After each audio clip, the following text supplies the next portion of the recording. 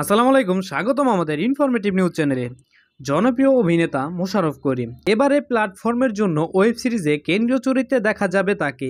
বিয়ে শাদী নিয়ে এখনই ভাবছেন না দিঘি, কোনো রিলেশনেও নেই মোশাররফ করিম। ঈদ উপলক্ষে অভিনয় করেছেন বেশ কিছু নাটকে।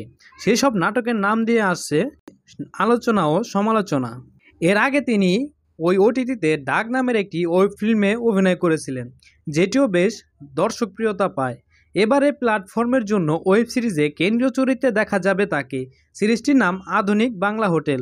মঙ্গলবার ৯ জুলাই এটির জন্য চুক্তি স্বাক্ষর করেছেন মোশাররফ করিম, যেখানে উপস্থিত ছিলেন সিরিজের নির্মাতা।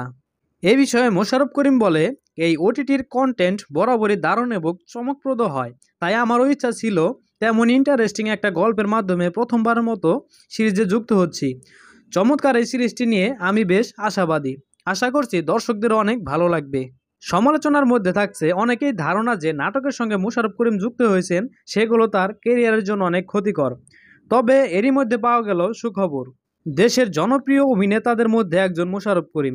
উনি যদি ওয়েব ফিল্মের গল্প ভালো করেন এবং এই নিয়ে দর্শক আশাবাদী হয়, তাহলে তো ওয়েব ফিল্মটি ভালো হতেই হবে। আরও থাকছে দিঘির আপডেট। বিয়ে শাদী নিয়ে এখনই ভাবছেন না দিঘি, কোনো রিলেশনেও নেই।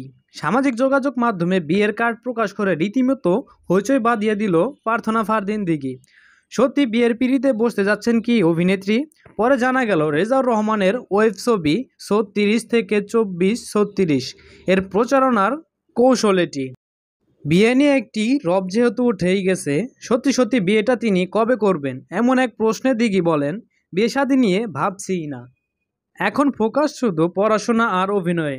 বিয়ে জীবনের একটা অপরিহার্য বিষয়, এটা মানি, তবে ৫-৭ বছরের আগে এটা নিয়ে কোনো চিন্তাও করতে চাই না আমি। আমার পরিবারও সেটা চায়।